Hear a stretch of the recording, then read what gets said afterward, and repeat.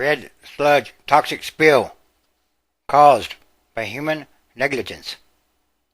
Police have detained the director of the aluminum company responsible for a flood of caustic red sludge that killed at least 7 people in Hungary, the country's prime minister said Monday as he blamed human negligence for the spill. Police said they were questioning the managing director on suspicion of public endangerment and environmental damage as workers raced to build an emergency dam to prevent a repeat of last week's disaster. A number of new cracks have appeared in the wall, holding back the red sludge reservoir, threatening a new deluge on the village of Kolontar. We hope to have the dam finished by Tuesday, the Prime Minister's spokesman told TV2 on Monday.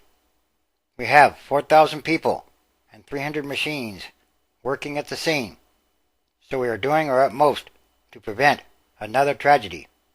Kolontar has been evacuated, and another nearby town, home to 5,400 people, was on alert. In addition to the 7 fatalities last week, 1 person remains missing.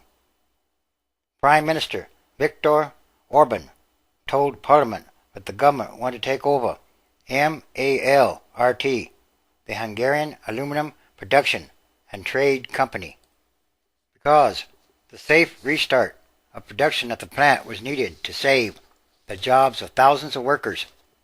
Orban said his administration was also freezing the company's assets to ensure that funds were available to compensate for the damages caused by the disaster. He also told Parliament 4 things now needed to happen. Damages must be paid to those affected by the spill. Jobs at the plant must be saved. Those responsible must be held accountable, and further risks at the company's sites should be identified. Hungary's largest ecological disaster was caused by human negligence by allowing a hazardous material to escape from a plant built and operated by people, Orban said. We need to bring the company responsible for the red sludge spill under state control and its assets under state closure until all of these 4 tasks are handled, he told Parliament. He also said the spill was not a natural catastrophe, and so any damages must be paid, first and foremost, not by taxpayers, but by those who caused the damage. On Sunday, the company said it was willing to pay compensation in proportion to its responsibility for the damage caused by the deluge. Orban said a state commissioner would be appointed to take over control over MAL and manage its assets. In light of what happened, we have good reason to believe that there were people who were aware of the dangerously weakened state of the walls of the reservoirs, but driven by their private interests, or in other words, greed. They believed they were not worth repairing and hoped that the trouble could be avoided, he added. Some 200 million gallons have spilled from the reservoir, and in a statement on its website on Sunday, MAL said the walls of the reservoir met the prescribed standards based on the findings of a technical survey carried out in 1995. However, a professor at Budapest Technical University, who surveyed the site when the reservoir was built some 30 years ago, said the structure of the soil made the reservoir unstable. So in other words, basically, this was caused, yes, by human negligence, or greed. And all these are more signs of the times, the end times, transition days, which is a process. Everything that must change, or all systems that are not right, must change, and must change quickly, or rapidly, and for the better. Because it's about what kind of world are we leaving to the future generations? And that is a very important question. Ezekiel chapter 13, verse 17. Likewise, thou son of man, set thy face against the daughters of thy people, which prophesy out of their own heart, and prophesy thou against them. 18. And say, Thus saith the Lord God, Woe to the women that sew pillows to all armholes, and make kerchiefs upon the head of every stature to hunt souls. Will ye hunt the souls of my people, and will ye save the souls alive that come unto you? 19.